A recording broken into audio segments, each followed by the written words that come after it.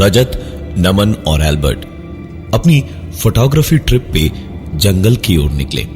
डाक बंगलो के रूम की बुकिंग वो पहले से करवा चुके थे। वहां सारा सामान रखकर नहा धोकर तीनों घने जंगल की ओर चले गए, जहां से लौटते वक्त देर शाम हो चुकी थी। इसी बीच रजत ने कहा, चलो भाइयों, तुम्हें कुछ ऐसा दिखाता हूं जो तुम्हें जिंदगी भर याद रहेगा। इतना कहके रजत ने वहीं पड़ी एक लकड़ी उठाई और नीचे मिट्टी में एक बड़ा सा गोला बनाया, तकरीबन 9 फीट लंबा और चौड़ा। उस गोले के अंदर अब रजत ने एक 5 कोने वाला सितारा बनाया और उसके बीचों बीच बैठकर उसने कहा, अब देखना मजा, शैतान को बुलाऊंगा मैं। रजत की ऐसी बातें सुनकर नमन और एल्बर्ट पहले तो अपनी हंसी नहीं रोक पा रहे थे, लेकिन फिर रजत ने अपने हाथ ऊपर आसमान की ओर उठाए और अजीब सा कुछ बड़बड़ाने लगा।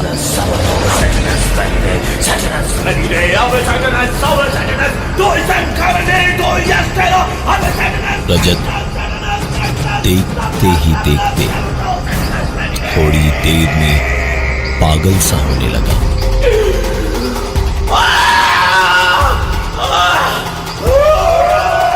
आंखें उसकी उलटने लगी, जैसे बेहोशी सी छाने लगी थी रजत पे।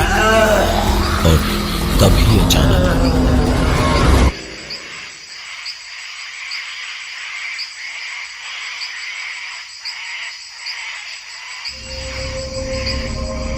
रजत जैसे बैठे बैठे घुटनों के बल ही सो गया था। सर और कंधे उसके झुक गए थे। उसकी आवाज भी बदल गई थी और हल्की दबी हुई आवाज में रजत इस वक्त किसी गुस्सैल जानवर की तरह गुर्रा रहा था।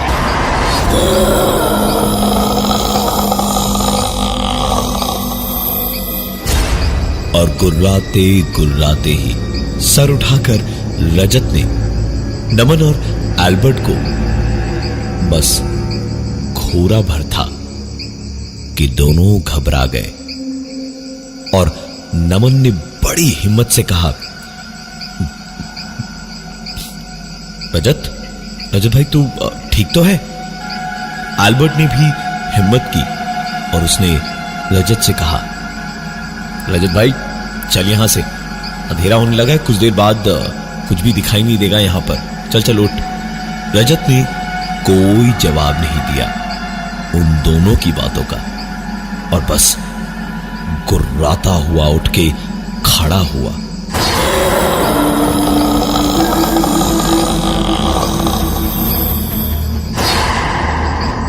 और दोनों की ओर एक एक करके देखा और गुर्राता रहा। नमन और एल्बर्ट को ऐसा लग रहा था जैसे उनके बदन पे खाल के अंदर से किसी चींटियां छोड़ दी है। घबराहट इतनी थी कि अभी इसी तरह 2 मिनट और खड़े रहना पड़ा तो वहीं बेहोश हो जाते शायद। रजत उन दोनों को घूरते घूरते ही 2 कदम आगे बढ़ा और फिर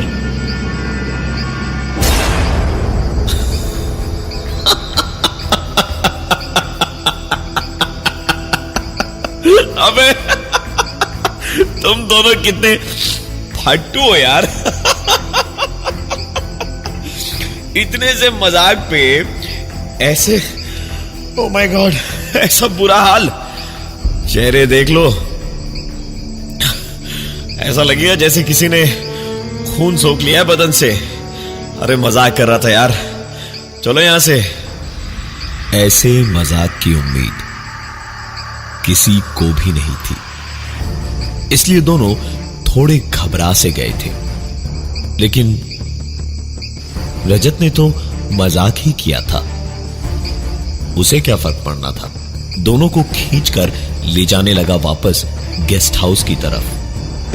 और गेस्ट हाउस की तरफ जाते जाते एल्बर्ट ने बस यूं ही पीछे मुड़कर एक पल को देखा तो एक बार फिर से खाल के अंदर से चींटियां रेंगने जैसा महसूस होने लगा, क्योंकि वो 9 फीट का गोला और उसके अंदर बने 5 कोने वाले सितारे जिन लकीरों से बने थे, उसमें आग जल रही थी। एल्बर्ट ने बोलना चाहा, लेकिन रजत ने एक न सुनी। रूम में ले गया और पहुंचते ही खाना भी ऑर्डर किया। एल्बर्ट के दिमाग में वही घूम रहा था। वो सीधा कमरे की खिड़की पर पहुंचा और पर्दा हटाकर बाहर झांकने लगा। तो जो दिखा वो देख के उसे समझ नहीं आया कि खुश हो या डरे, क्योंकि सामने थोड़ी दूरी पर वो गोला और वो सितारा दोनों दिख रहे थे, पर उसमें आग नहीं थी इस वक्त।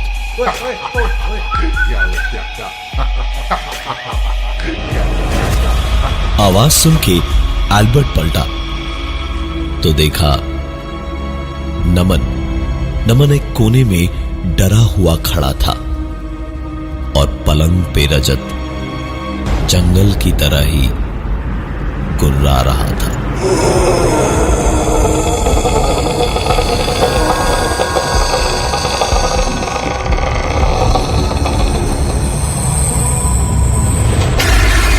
रजत एक बार फिर वैसे ही जंगल की तरह आंखें उल्टी किए हुए गुर्रा रहा था।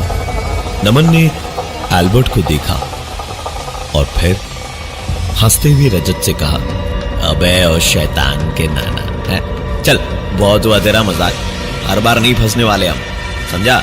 वैसे तू अगर बोले तो तेरे शैतान के लिए हाँ 1 प्लेट चावल बोल दूं।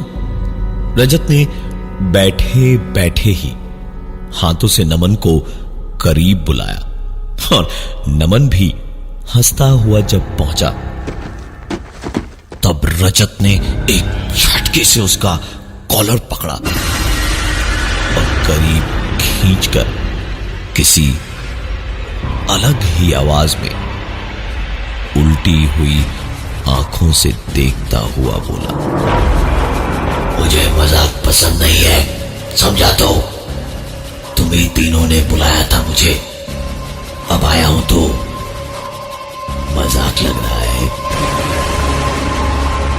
एल्बर्ट और नमन को लगा कि रजत फिर मजाक कर रहा है, लेकिन ये देखने के बाद और कुछ देखना बाकी नहीं रह गया था। एल्बर्ट ने नमन को रजत के हाथों से खींच के अलग किया और वहां से लेकर बाहर भागा। दोनों 10 से 15 सेकंड में ही डाक बंगलों के बाहर थे और मन ही मन बस दुआ कर रहे थे कि जिंदा बचकर निकल पाए। दौड़ते दौड़ते ही दोनों पलटे और डाक बंगलों की ओर देखा तो पाया कि रजत खिड़की पे खड़ा चीख रहा था, भाई बचाओ, भाई बचाओ, मुझे बचा लो, मुझे बचा लो, भाई मुझे बचाओ। और खिड़की अपने आप बंद हो गई। रजत कांच पर हाथ मारता रहा। नमन और एल्बर्ट वापस डाक बंगलों की ओर अपने दोस्त रजत को बचाने के लिए भागे और भागकर जब कमरे में घुसे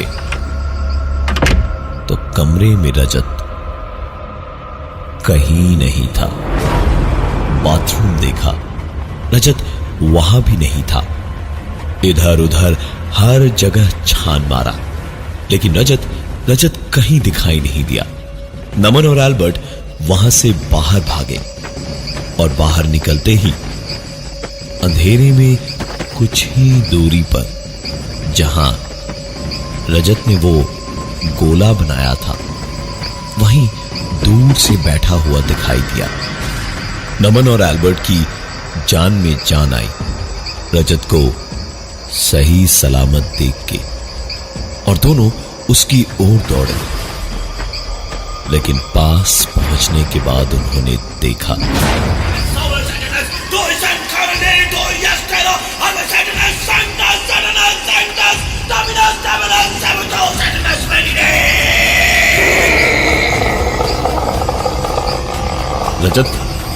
रजत उठ, रजत चल भाग यहां से, रजत भाग यहां से। नमन डरे डरे ये सब बोलता रहा, लेकिन रजत हिला तक नहीं। उसकी आंखों की पुतलियां ऊपर चढ़ चुकी थी, हाथ ऊपर आसमान की ओर थे, और आवाज जो सुनाई दे रही थी वो उसकी अपनी तो क्या, किसी भी इंसान की नहीं लग रही थी। रजत का हाल देखकर एल्बर्ट ने गले से अपना क्रॉस निकाला और रजत के माथे पर रख दिया, और क्रॉस रखते ही रजत का माथा आग में किसी पत्ते की तरह झुलसने लगा, और एल्बर्ट ने गुस्से में कहा, तुम जो भी हो रजत को छोड़ दो, चले जाओ यहां से, चले जाओ यहां से। I command you to leave, I command you to leave this body। रजत चीखा और एक जोरदार धक्का मार के एल्बर्ट को दूर फेंक दिया।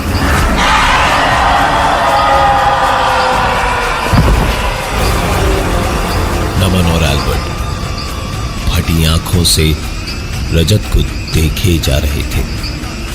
वो क्रॉस अभी भी रजत के माथे से चिपका हुआ था। रजत ने नमन और एल्बर्ट को देखा और हंसते हुए कहा,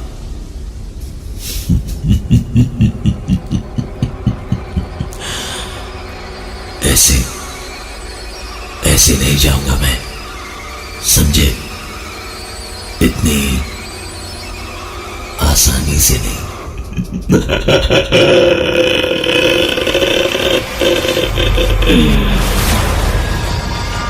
रजत ने अपनी पॉकेट से एक ब्लेड निकाला।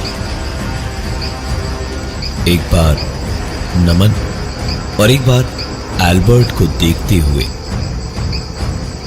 रजत ने ब्लेड कलाई से लेकर कंधे तक उस ब्लेड से अपना पूरा शरीर चीर डाला और कहा, ऐसे नहीं जाऊंगा मैं, समझे? इतनी आसानी से नहीं।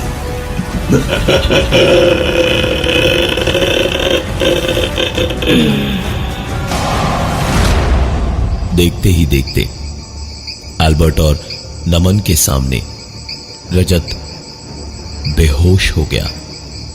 नमन ने अपना रुमाल निकाल के जहां तक रजत ने अपना हाथ चीरा था उसके ठीक ऊपर कसके बांध दिया ताकि खून रुक जाए, और उसे उठाकर वापस डाक बंगलो के कमरे में ले गए।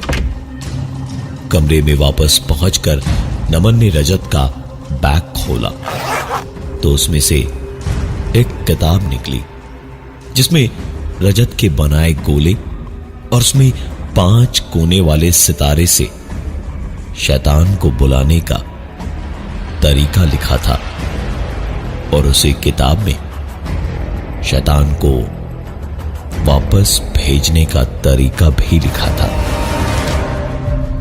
इसके लिए उन्हें चाहिए था थोड़ा मोम और एक आईना। आईना तो कमरे में था, उसे निकाल के नमन ने जमीन पर रखा। जंगल में जरूरत पड़ेगी यही सोचकर वो कैंडल का पैकेट भी लाया था जो काम आ ही गया।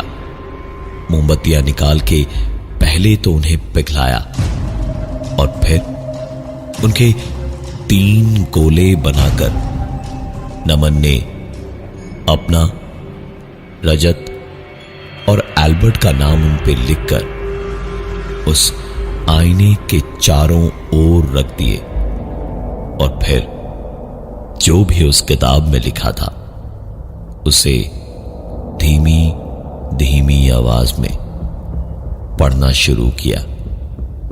और फिर एल्बर्ट ने रजत का नाम जिस मोम के टुकड़े पर लिखा था उसे उठाकर आईने के बीचों बीच चिपका दिया और अब किताब की लिखावट जोर जोर से पढ़ने लगा।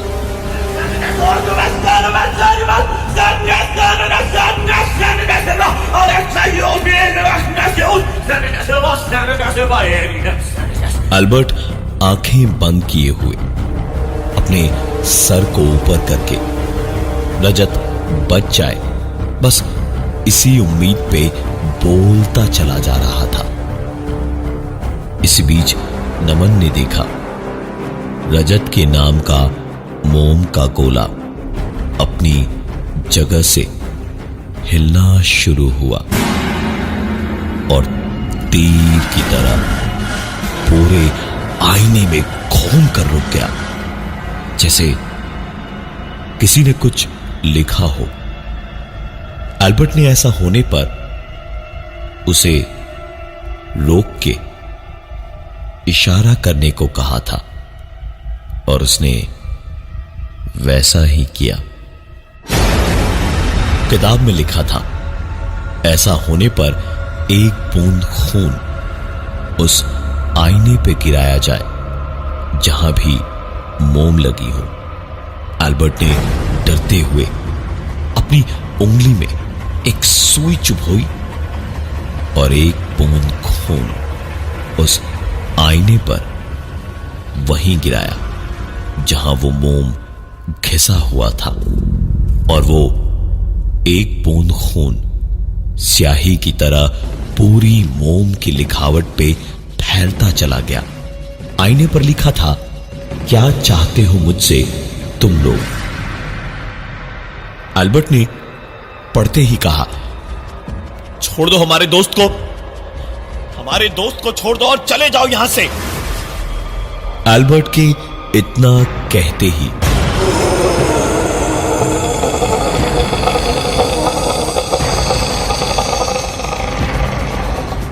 रजत एक बार फिर उठ के बैठ गया और गुर्राने लगा। एल्बर्ट दोबारा चिल्लाया, छोड़ दो हमारे दोस्त को, चले जाओ यहां से। इस पर रजत एल्बर्ट के पीछे बैठे बैठे ही उसी अजीब सी आवाज में बोला, चला जाऊंगा लेकिन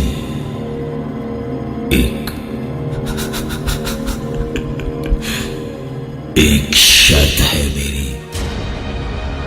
उसका इतना कहना था कि नमन और एल्बर्ट दोनों बोल पड़े, जो भी हो हमें सब मंजूर है, बस रजत को छोड़ दो, उसे जाने दो।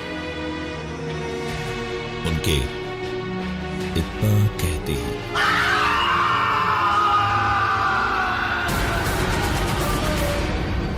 रजत के गले से एक भयानक दर्द भरी तेज चीख पूरे जंगल में गूंजी और फिर रजत बेहोशी से जागते हुए बोला, अरे तुम दोनों इतने परेशान क्यों लग रहे हो।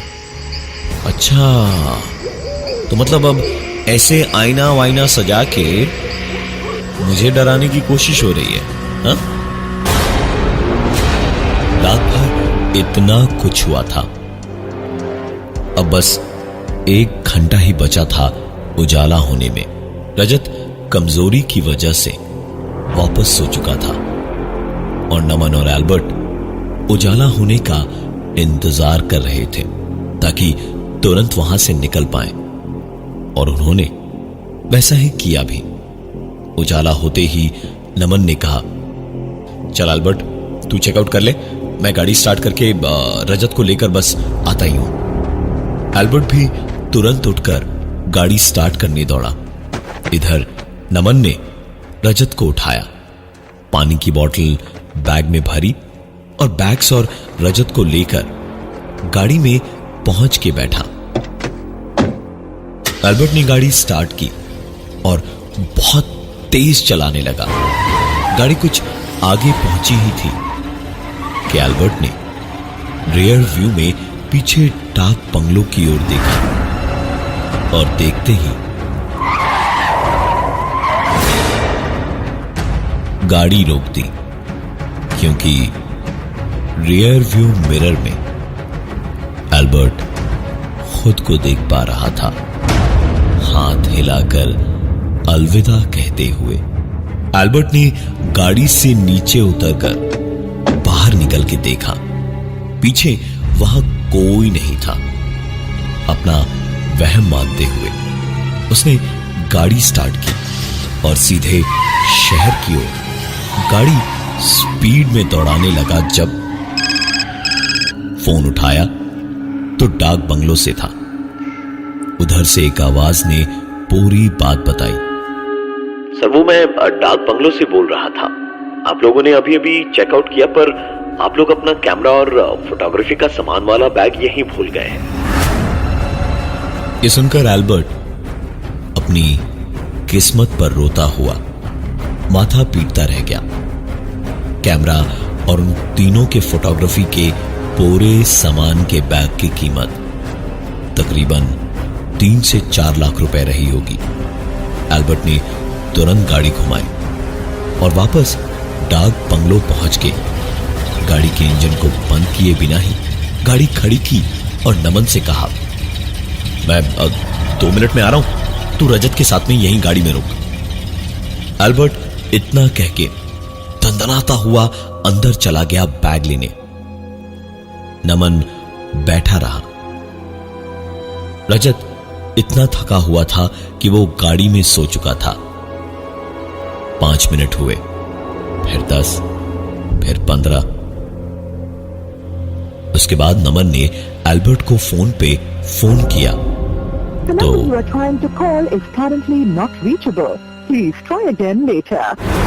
अल्बर्ट का फोन नहीं लगा। 2-3 बार ट्राई करके नमन ने फोन जेब में रखा और रजत को जगाया और उसे लेकर डाक बंगलों के रिसेप्शन पे पहुंचा तो अल्बर्ट कहीं दिखाई नहीं दिया। रिसेप्शन पर भी कोई नहीं दिखा। नमन और रजत उसी कमरे की ओर भागे जहां वो ठहरे थे और दरवाजे को खोलते ही दोनों को ऐसा लगा जैसे दोनों घंटों से बर्फ की सिल्ली से बंधे हुए थे।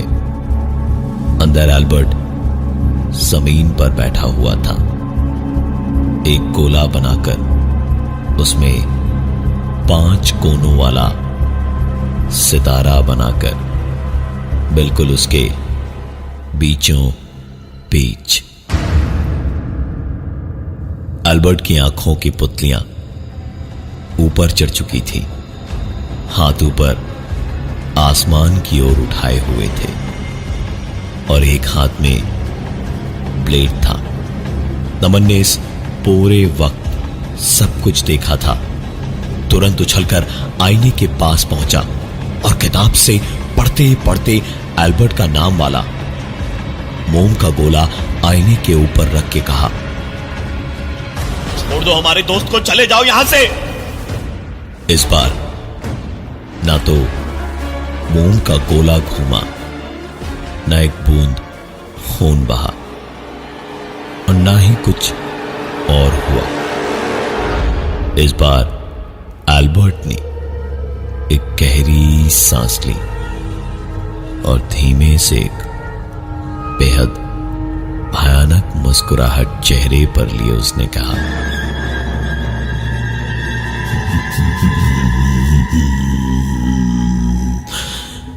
चला जाऊंगा, लेकिन एक शर्त है मेरी।